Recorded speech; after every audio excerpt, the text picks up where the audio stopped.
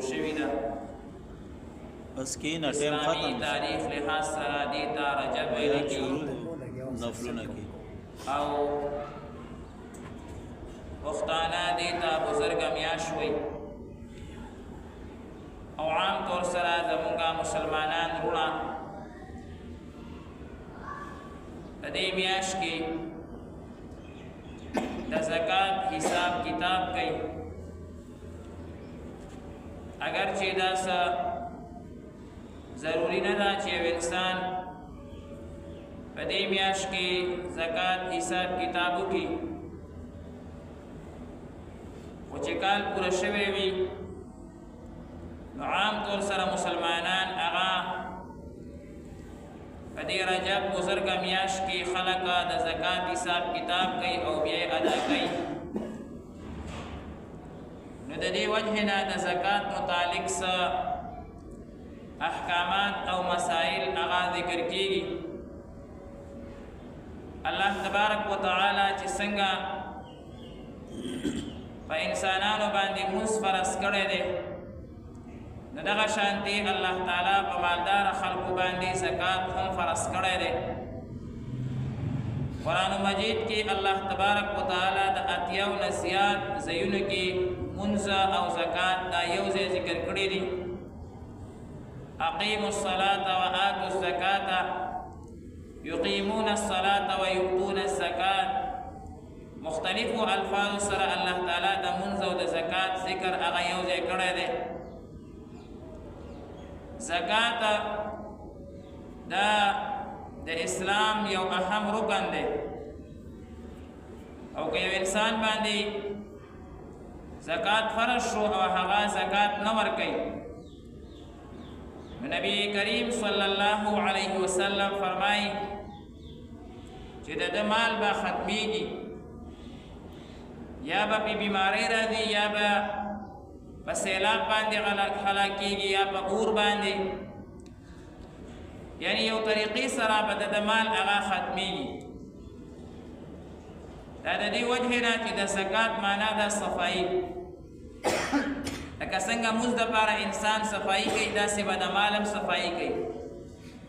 او د مال صفایي او واشنګ هغه زکات دی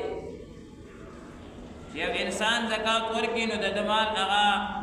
وینځلی شي صفا شي خیرې او ګندګي کوټ د هغې نه چې کوم دی نو ختم شي بیا په دې مال باندې چې جراثیم راځي خطرات راځي هغه په اثر نه کوي یعنی مصیبتونه په اثر نه کوي او کله یو ځای کې ګندګي وي نو بیا هلته بیماریانې ډېرې راځي چې مال کې بیماري وي نو بیا بیماریانې مصیبتونه هغه ډېر راځي او دویمه معنا د زکات دا زیادت نمو زیاتوالی و زکات هم زکات دی وجې نه ویلی کېږي چې دې سره مال هغه زیاتېږي مال کې اضافه کېږي په ظاهر کې خو ظاهر بین خلک وایي چې یاره زکات سره مال کم شي لکه یو انسان سره مثال لک روپۍ دی زکات یې ورکړو نو 2.5 روپۍ به دې کمیږي کروڑ روپۍ دی زکات یې ورکړو نو 2.5 لکه به دې نه کمیږي داسې هر سلو پسې 2.5 روپۍ هغه کمیږي ظاهر کې خو انسان وایي خو دا مال کم شو لیکن حقیقت کې دا مال هغه سیوا شو دې کې برکات رااله دې نه بیمارۍ ختمې شوې مصیبتونه ترې ختم شو مال او تجارت کې ودې الله تعالی برکت واچوي مثال یې داسې دی لکه یو غټ سړی وي د بیمارۍ د وجې نه غټ شوی وي خلک وایي څومره غټ دی او طاقتور شو دا یو سوره د پس د بیمارۍ د وجې نه او د غټوالي د وجې هغه مړ شي لکه د هغه دا غټوالی یا د دې وجې نه وي چې ګردې یې ختمې شوې دي یا یې په خېټه کې بیماري ده یا یې د زړه بیماري ده داسې بیماري ده د هغې د وجې نه ډېر غټ شوی دی او یو سوره د پس هغه مړ شي نو ظاهر کې خو دی ښکاري غټ لیکن اصل کې دا غټوالی د مرګ دپاره دی او بل یو انسان دی هغه د معدې صفایي وکړه جلاب یې وکړه فاسدې مادې د ځان نه لرې کړي د هغې سره د هغه بدن ظاهر کې کمزوری ښکاره کېږي خلک وایي کمزوری دی حقیقت کې هغه طاقتور شو صحتمند شو بدن نه چې څومره بیماری وي هغه د جلاب سره ختمې شوې، دوایانو سره هغه بهر ووتې، فاسده ماده ختمه شوه. نو ظاهر کې خدای کمزورې ښکاره کېږي، حقیقت کې دا صحتمند دی. همدغه شانتي یو کس چې د مال نه زکات نه ورکوي، د ده مال خو ظاهر کې ډېر غټ ښکاره کېږي او ډېر ښکاره کېږي، حقیقت کې د ده مال هلاکت طرف ته روان دی. یو کس چې نه زکات ورکي نو د ده مال خو ظاهر کې کم شي، حقیقت کې دا مال پایدار مال دی، دا به ته فایده ورکوي، دې کې به برکت راځي. ځکه حضور صلی الله علیه وسلم فرمایي چې په پوچه او په لمده باندې په کوم ځای کې یو مال هلاک شي دا د زکات د نه ورکولو د وجې نه هلاکېږي، پوچه او په لمده په حق دی. دې وجې نه زکات ورکول دا لازمي دي، او زکات دا چې کم دی نو فرض دی.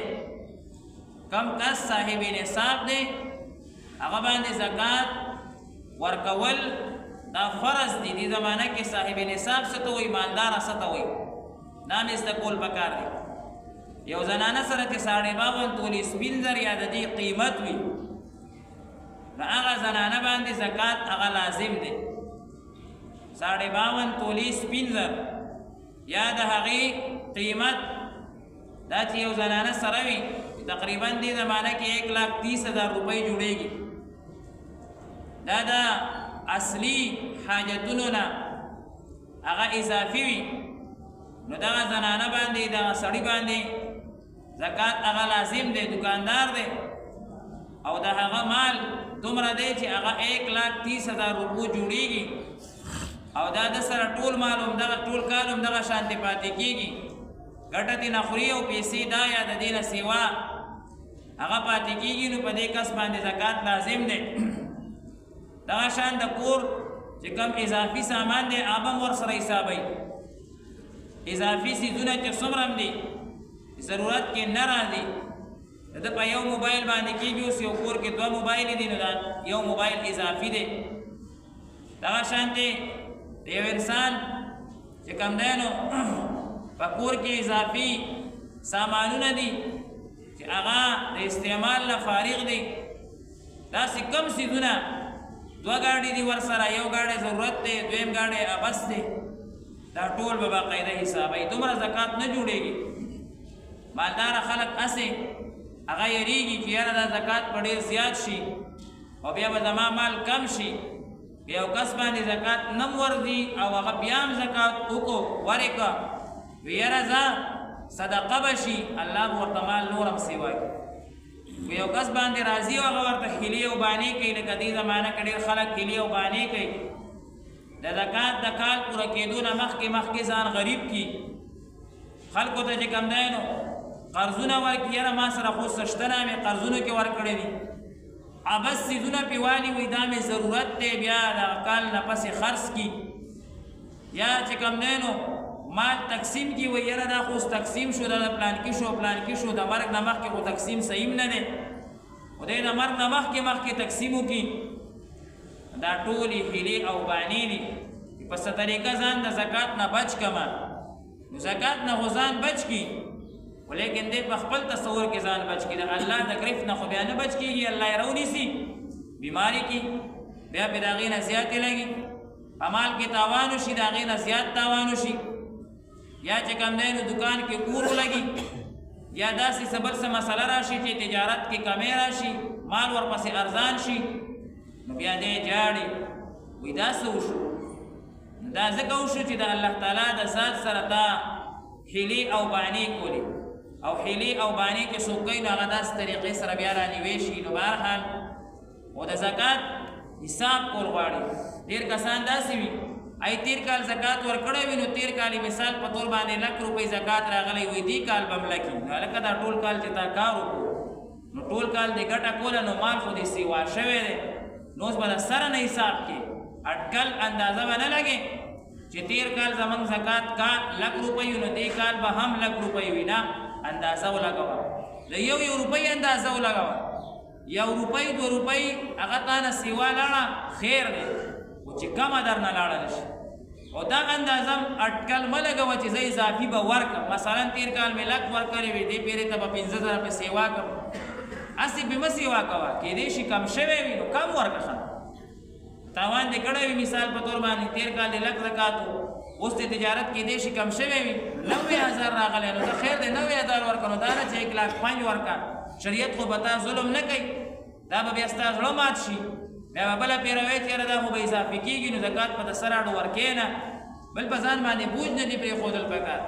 دې کال زکات پوره شو وخت پوره شو رالو بس په دې کال ځان خلاص کړه دا مو وایه چې بل کال به ډبل ورکمه کېدی شي ګټه سیوا وکم دې پیرې ته مې ګټه کمه کړې بیا به ډبل نه شي ورکولی بیا به شمارې حسابېږي چې دې کال لږ دی نو بل کال به 2 لکه وي یا به 2 لکه 20,000 وي نو اوس درته لږ سیوا ښکاري بیا به 2 لکه 20 درته سیوا خامخا ښکاره کېږي ډېر کسان د دې وجې نه زکات هغه چې کوم دی نو ترک کې پرېږدي چې هغه یې د 3-4 کالو جمع کړي چې جمع کړي نو بیا ورته ورکړه ګرانه ځکه چې بیا په یو ځای باندې دومره ډېرې پیسې ورکول دا خو خامخا شیطان به درته بانې جوړوي نفس به درته حیلې جوړوي نو د دې وجې نه زکات په ځان باندې شاټ کول یا نه ورکول یا بې حسابه ورکول یا په اټکل ورکول یا کم ورکول یا زیات ورکول دا ټول د شریعت د قواعدو خلاف دي شریعت هغه قواعد موږ ته ذکر کړي چې موږ د یو عالم سره کینو بیا ځان ته کلکولیټر راواخلو بیا ځان ته لیکلو کو چې څومره زما ګټه ده څومره اصل مال دی څومره چې کم دی نو بیا په دې کې زکات اصل مال به بیل کی ګټه به بیله کی هغه ستا ګټه شوه اصل مال چې د کال کې څومره پاتې شوی دی مثلا 13 کال ستا په دې رجب کې چې کم دی نو 20 لکو هغه کاروبارو دې رجب کې اوس ته حساب وکړه چې اوس زما د دکان زما د کاروبار دا څومره دی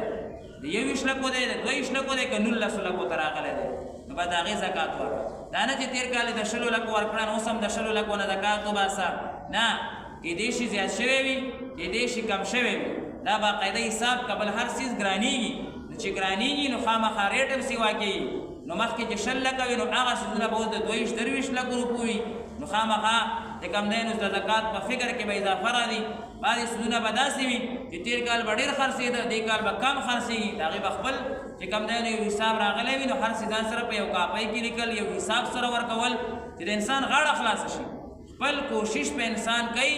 او په آخر کې به چې کم دی یو نتیجه راوباسي بیا د خیر دی د نتیجې نه 100 روپۍ هغه سیوا ورکړي نو غاړه به خلاصه شي خو هسې اندازتن زیاتې یا کمې ورکول دا چې کم دی نو د شریعت د قواعدو خلاف دی که یو کس صحیح طریقې سره زکات ورکو ځان سره دې ولیکي دا خبره د ځان سره نوٹ کی چې نن مثال په طور باندې د صحیح زکات ورکو په دې کال باندې په لیکلو باندې ورکو په حساب ورکو په اټکل ور نه کا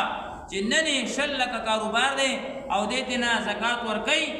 دې بل کال په دې ورځ باندې حساب وکړي که دا 3-4 لکه سیوا شوی نه و څه ویاړو خامخا به سیوا کوي دا د شریعت وعده ده شریعت وایي سیوا کېږي به خو که نن په اټکل حساب زکات ورکو سبا بیا ګیله کوي چې خو سیوا نه شو دا به خپل تاوان